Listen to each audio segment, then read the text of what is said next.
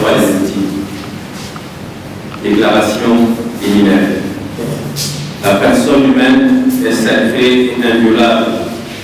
Article 21 de la Constitution togolaise. Depuis des années, les organisations de défense des droits de l'homme demandent aux autorités togolaises de mettre fin à l'impunité en veillant à ce que les plaintes relatives à des violations des droits humains fassent l'objet d'une enquête et que les auteurs soient tenus responsables après des procès équitables.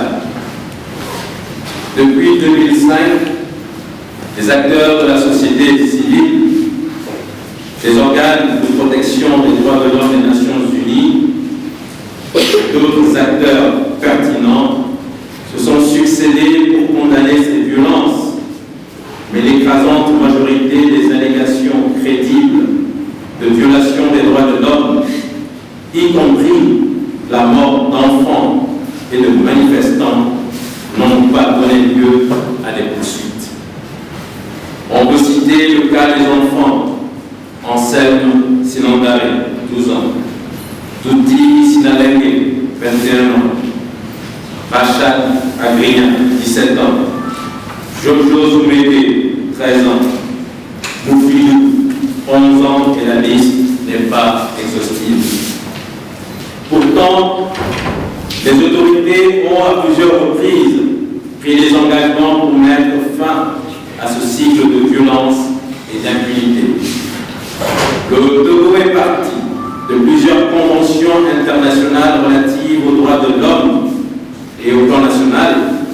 Les autorités ont su domestiquer les textes internationaux dans l'ordonnancement juridique, notamment le code pénal, la loi sur la liberté de manifestation, la loi organique portant organisation, composition et fonctionnement de la Commission nationale des droits de l'homme, CNDH. Sur la question de réparation, le gouvernement a mis en place le Haut Commissariat à la réconciliation et au renforcement de l'unité nationale HCRUM, qui a procédé à l'indemnisation des victimes de violences à caractère politique de 1958 à 2005, mais en occultant la restitution, la réadaptation, la satisfaction et les garanties de non-répétition pour les victimes. Le processus de justice transitionnelle avec le rapport de la CVJR n'a pas abouti à des actions concrètes pour que les victimes obtiennent justice. La grande majorité des plaintes déposées par les proches des victimes décédées lors des manifestations n'ont pas abouti à des poursuites en justice. Si certains faits spécifiques d'homicide ont conduit à des mesures disciplinaires, ces procédures n'ont pas débouché sur des enquêtes judiciaires ni sur des procès et donc ne sauraient être considérées comme des tentatives légitimes visant à traduire les responsables présumés devant la justice et à proposer des voies de recours aux victimes. Autant à l'occasion de la fête traditionnelle de l'Inyama Atakpame, le chef de l'État a lancé en 2007 la campagne contre la violence et l'impunité au Togo en déclarant, je cite, « Je tiens à proclamer haut et fort, plus jamais ça sur la terre de nos aïeux. » Fin de citation. L'inaction constante des autorités togolaises face aux violations et atteintes aux droits humains est l'une des raisons à l'origine de la spirale de violence qui sévit dans le pays. Ainsi, le gouvernement du Togo ne respecte pas son obligation juridique d'enquêter sur les violations du droit international humanitaire et du droit international relatif aux droits humains, de poursuivre les personnes suspectées de tels actes et de sanctionner ceux qui sont reconnus coupables. Ces manquements privent les victimes de leur droit à la vérité, à la justice et aux réparations. C'est pourquoi les organisations porteuses de cette initiative demandent aux autorités de prendre toutes les mesures juridiques et pratiques pour veiller à ce que toutes les personnes soupçonnées de crime fassent l'objet d'une enquête, soient poursuivies et sanctionnées si elles sont reconnues coupables devant des juridictions nationales compétentes, impartiales et indépendantes, dans le respect des normes d'équité des procès. De rendre publiques les modalités et les rapports de toutes les enquêtes conduites par le gouvernement sur les violations des droits de l'homme. De veiller à une plus grande transparence et à un accès à la justice par les populations. Pour ce faire, les organisations porteuses de cette initiative ont décidé de lancer une initiative dénommée Action Solidarité Citoyenne, n'oublions pas les victimes. Cette initiative a pour objectif renforcer, encourager le débat sur les violations des droits de l'homme et à la lutte contre l'impunité au Togo. Amener les autorités togolaises à prendre des engagements fermes sur le respect des droits de l'homme et la lutte contre l'impunité.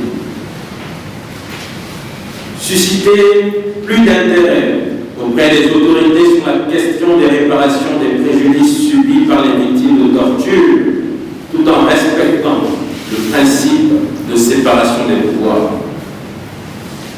Obtenir l'appui des partenaires du Togo sur le respect des droits de l'homme et le renforcement de l'état de droit.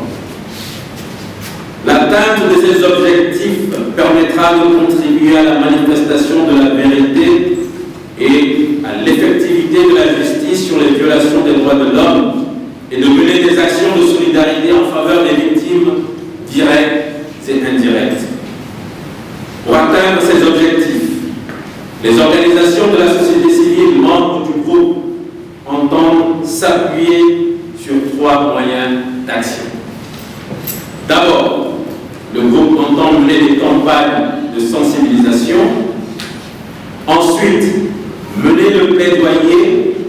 Et enfin, témoigner aux familles des victimes la compassion de la société civile par des actes de solidarité.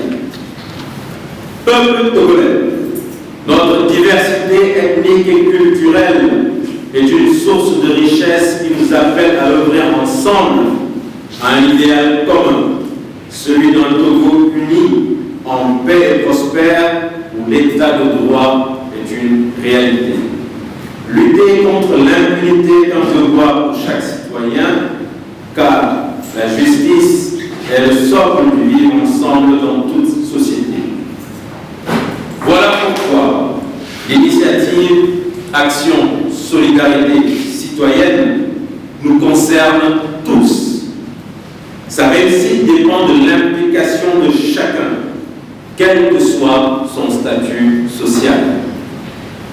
Action Solidarité Citoyenne est donc une action de chaque Togolais. C'est une action pour interpeller les pouvoirs publics et aussi pour signifier que nous sommes, au nom de la responsabilité citoyenne, les gardiens de nos frères et sœurs. Chaque Togolaise et chaque Togolais doit s'approprier cette phrase d'Aimé Césaire. Je cite: « Ma bouche sera la bouche des malheurs qui n'ont point de bouche. Ma voix, la liberté de celles qui s'affaissent au cachot du désespoir. » Fin de citation. Fait à Lomé le 15 juillet 2020.